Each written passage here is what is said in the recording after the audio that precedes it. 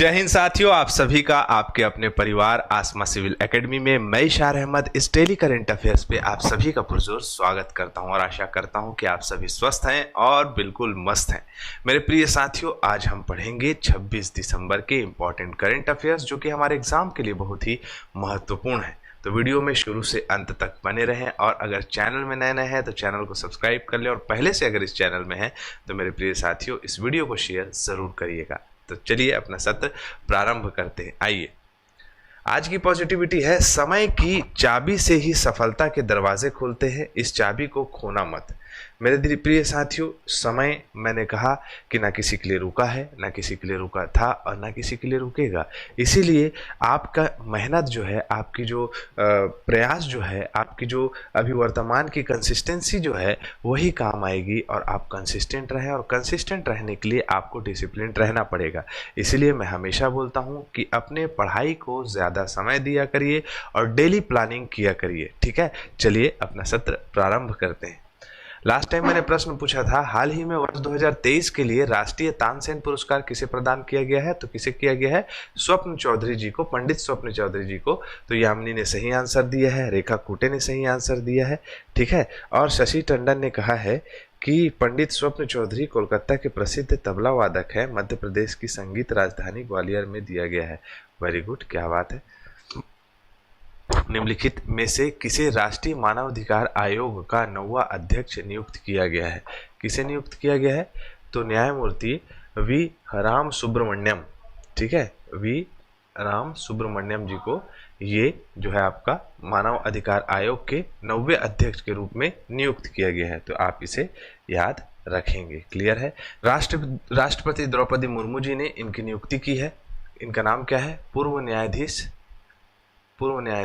We Ram Subramaniam जी।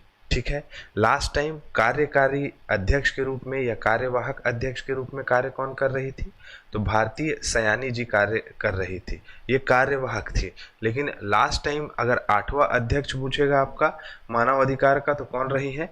न्यायमूर्ति अरुण कुमार मिश्र। ठीक है, मिश्रा जी। क्लियर है। तो राष्ट्रपति द्रौपदी मुर्मू जी ने इसकी नियुक्ति की है, मतलब ये सीधा सीधा पता चलता है कि राष्ट्रपति द्वारा इसकी नियुक्ति की जाती है ना, इसके अध्यक्ष की। और चयन समिति की अध्यक्षता जो है वो कौन करता है? तो चयन समिति की अध्यक्षता प्रधानमंत्री करते हैं। इसका अधिनियम अगर हम बात करें कि किस अधिनियम के तहत इसका निर्माण हुआ है, तो 1993 के अधिनियम, मानव अधिकार संरक्षण अधिनियम 1993 के प्रावधानों के तहत इसका जो है स्थापना किया गया था 12 अक्टूबर 1993 में। क्लियर है। चले आगे बढ़ते हैं। निम्न में से किस देश ने पहला एशियाई क्रिकेट परिषद महिला under 19 most important Asia cup 2024 का खिताब जीता है? अंडर 19 एशिया कप 2024 याद रखना, हमने जीत लिया, मतलब भारत ने जीता है। किसको हराया है? तो बांग्लादेश को हराया है। ठीक है, बांग्लादेश को आपका फाइनल में टीम इंडिया ने हराया है और अंडर 19 एशिया 2024 चैंपियंस का खिताब इन्होंने जीत लिया है। क्लियर है। एशियाई क्रिकेट परिषद के द्वारा ये आयोजित कराया जाता है। 27 सदस्य होते हैं इसमें। ठीक है, अलग अलग सदस्य हैं। अगर देखें पूर्ण सदस्य भारत, पाकिस्तान, श्रीलंका, जितने भी एशियाई देश हैं। दुबई मुख्यालय है, अध्यक्ष शम्मी सिल्वा है। और इस टूर्नामेंट को 2 भागों में डिवाइड किया गया था, ग्रुप ए और ग्रुप बी में, जिसमें ग्रुप ए में बांग्लादेश, मलेशिया और श्रीलंका थे। ग्रुप बी में भारत, पाकिस्तान और नेपाल थे। ठीक है, तो इसमें फाइनल जीता है हमारी लड़कियों ने, जो कि भारत की अंडर 19 क्रिकेट का प्रतिनिधित्व कर रही थी जो। ठीक है, हाल ही में राष्ट्रीय उपभोक्ता दिवस पर निम्नलिखित में से कौन सा नया ऐप लॉन्च किया गया है? तो जागो ग्राहक जागो। ठीक है, जागो ग्राहक जागो ऐप लॉन्च किया गया, जागृति ऐप लॉन्च किया गया और जागृति डैशबोर्ड, तीनों के तीनों ये आपका लॉन्च किया गया है। क्यों किया गया है भाई?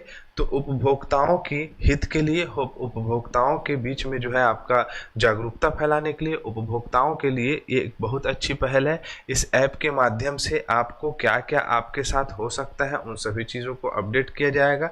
साथ ही साथ अगर हम बात करें किसी भी प्रकार की अगर आपको शिकायत दर्ज करानी है तो ऐप और पोर्टल के माध्यम से आप AI मतलब आर्टिफिशियल इंटेलिजेंस का टेक्नोलॉजी यूज़ करके इसमें आप अपना कंप्लेन दायर कर सकते हैं, सारी चीज़ें। ठीक है, जैसे आप देख सकते हो कि मुख्य विशेषताएं क्या क्या है। शिकायत दर्ज करने और उसकी स्थिति का ट्रैकिंग करना, उपभोक्ता अधिकारों कर्तव्यों को कानून को विस्तृत रूप से जानकारी प्राप्त करना, सरकार द्वारा उपभोक्ता के लिए उपलब्ध योजनाओं और सेवाओं की जानकारी देना, सरल और उपयोगकर्ता के अनुकूल इंटरफेस प्राप्त करना, मतलब आसानी से सभी चीज़ों में पहुंचने के लिए इंटरफेस उपलब्ध है इसमें।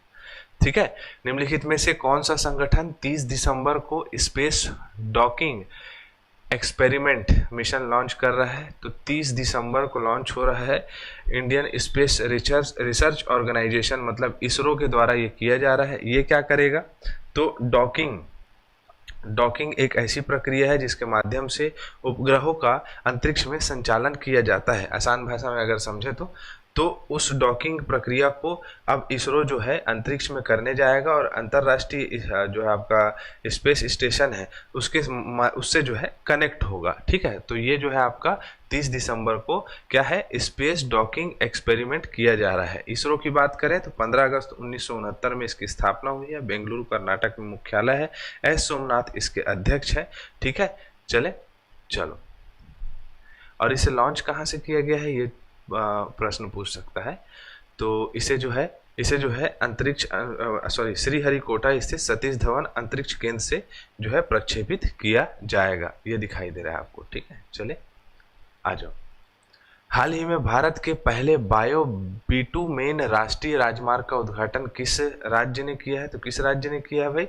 महाराष्ट्र राज्य ने किया है। नागपुर में महज 1 किलोमीटर में ये एक बहुत अच्छा एक्सपेरिमेंट है। ये जो दिखाई दे रहा है बायो बिटुमेन राष्ट्रीय राजमार्ग, इसमें जो है आपका एक ऐसा वनस्पति कह सकते हैं उसका उपयोग करके रोड बनाया गया है, जो कि एक बहुत अच्छी उपलब्धि है। इसके माध्यम से ना जो डामर होता है उसका उपयोग नहीं होगा, साथ ही साथ जो है आपका पेट्रोलियम का यूज जितना होता है तो उससे जो है ये काफ़ी सस्ता है। जैसे आप देख सकते हो कि बायोबुटेमेन क्या है? तो बायोबुटेमेन पारंपरिक जीवाश्म ईंधन आधारित बिटुमेन का एक स्थायी विकल्प है। यह पेट्रोलियम से मुक्त होता है, जैसे कि मैंने बताया बायोडामर के नाम से भी जाना जाता है। ठीक है, यह जैव-चार वनस्पति तेलों, फसल में ठुंड, शैवाल, लिग्निन इस तरह के पदार्थों जैसे कार्बनिक पदार्थों से निर्मित किया जाता है, मतलब वनस्पतियों से निकाला जाता है इसे। ठीक है, 1 किलोमीटर के आसपास 15% बायोबुटेमेन मिलाकर 1 किलोमीटर का डामर के साथ यूज करके बनाया गया है। ठीक है, चले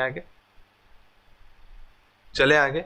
चलो, हाल ही में निम्नलिखित में से किसे कुवैत के सर्वोच्च सम्मान से सम्मानित किया गया है? ठीक है, किसे किया गया है?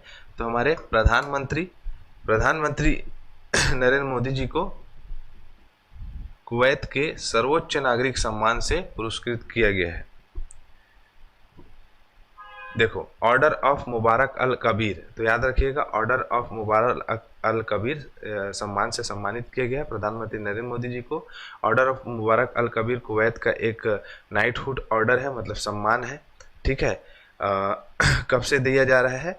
तो स्थापना 1974 में मुबारक अल सबा, जिन्हें मुबारक महान के नाम से भी जाना जाता था, उनके सम्मान में दिया जाता है ना, जो कि 1896 और से 1915 तक कुवैत के शासक रहे हैं। ठीक है, तो कुवैत अरब प्रायद्वीप में स्थित एक देश है और यहाँ से जो है आपका तेल निकाला जाता है। कुवैत सिटी इसकी राजधानी है।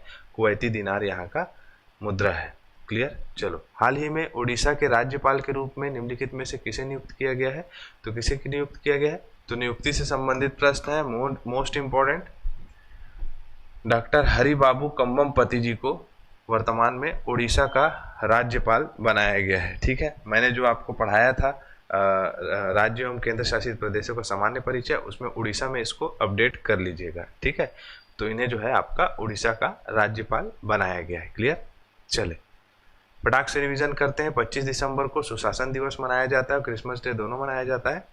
युग युगीन भारत के नाम से एक म्यूजियम बनाया जा रहा है, जो कि पेरिस के लॉवर की तर्ज पर बनाया जा रहा है, दिल्ली में, नई दिल्ली में। ठीक है, लॉर्सन एंड ट्रूबो लिमिटेड को टेंडर मिला है, मतलब कि इसके साथ रक्षा मंत्रालय ने MOU साइन किया है K9 वज्र टी टोप बनाने के लिए।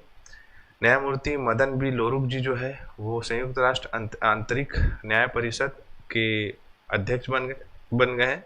11,500 ₹82 प्रति क्विंटल खोपरा मिलेगा MSP। ठीक है। $350 मिलियन ADB के द्वारा, एशियाई विकास बैंक के द्वारा जो है नीति आधारित ऋण पर हस्ताक्षर किया है, भारत सरकार को देंगे। ठीक है। चलो, 18वीं भारत वन स्थिति रिपोर्ट 2023 के अनुसार क्षेत्रफल की दृष्टि से किस राज्य में सबसे अधिक वन क्षेत्र है? मोस्ट इंपॉर्टेंट, बताइए इसका आंसर। तो हमारा सत्र यहीं कंप्लीट होता है। इसी के साथ मैं इजाजत चाहूंगा। जय हिंद, जय भारत।